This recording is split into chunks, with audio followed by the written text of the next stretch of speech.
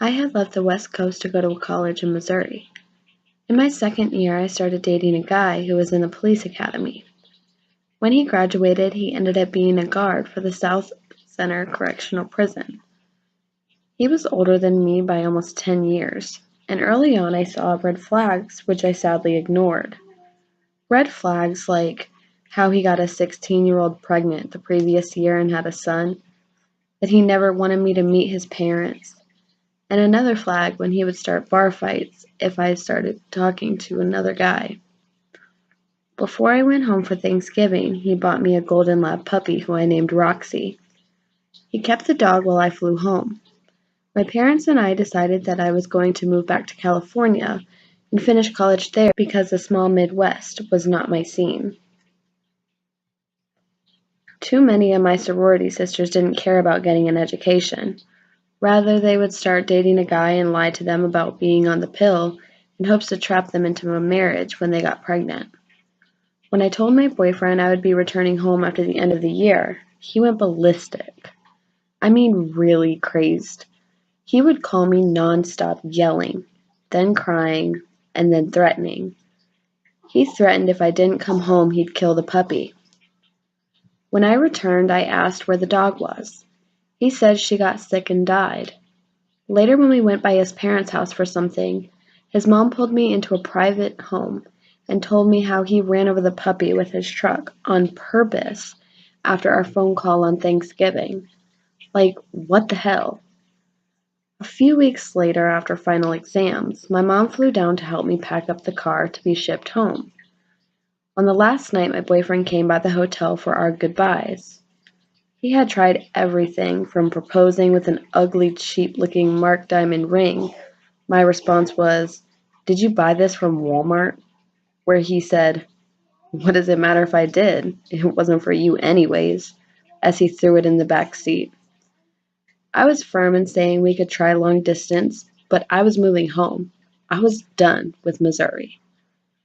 Then he locked the doors to the truck, grabbed my purse and put it on his side of the driver's seat, and proceeded to drive off, with me in the car. His home was a 2-hour drive from the hotel in a small trailer park town near Rolla. I pleaded and begged. My phone was blowing up. Probably my mom. I said she would call the cops and tell them what? She doesn't have my plates or know where I live. Plus, I am a cop. When we got to his trailer, he locked up my purse in his gun room. It was a rough night, and once I had blocked from my memory, so I wouldn't be able to share with you any details except I remember being naked and tied up. In the morning, untied, he made me breakfast and said he had to go to work. I asked him when I can talk to my mom. I even tried playing the game where I needed to call my mom and tell her the good news, that I would be staying here with him. He smiled, his creepy, small lips smile, and said we would discuss it later, and that I wasn't going anywhere. When he left, I quickly got dressed and tried the door. It was locked from the outside. He had put a padlock on both doors to the trailer. There was no one around us for miles, except for his aunt, who also had a trailer on the property. I broke the kitchen window and climbed out. I ran to her trailer and pounded on the door. I didn't know her well, other than an occasional wave. I said, "I'm Kevin's girlfriend, and I need to use your phone. It's an emergency." I pushed myself in her door because she was going to let me in, whether she wanted to or not. I called my dad at home because I couldn't remember my mom's cell number and told him I was okay. Instead of concern for my parents, I got yelled at that I would miss my plane and made my mother upset that I disappeared to go off with my boyfriend. My parents didn't quite understand the situation I had gone through. I tried explaining again, but I was too scared Kevin might come back early. She hesitated and then called her, saying, "There's a strange girl here who says she needs to talk to you." I explained the situation and that my purse was locked inside. She said to hang tight and keep the drapes shut. The aunt was an old lady and not much of a talker, except for the occasional remarks about her K even being an angel. When his mother finally arrived, she had my purse. I didn't ask how. My phone, of course, was dead, but luckily I was alive with an escape plan. His mom drove me to the 2 hours back to the hotel. She didn't say much, and when she did, it was about her son being special, and he was a sweet boy with good intentions. And something about when he had his eye on something pretty, he usually had to have it. I knew I needed to get out of the state ASAP. I finally got home. My parents didn't quite understand the fact that I got kidnapped. They aren't typical loving parents I know others have, but they understood quickly how Kevin was a problem.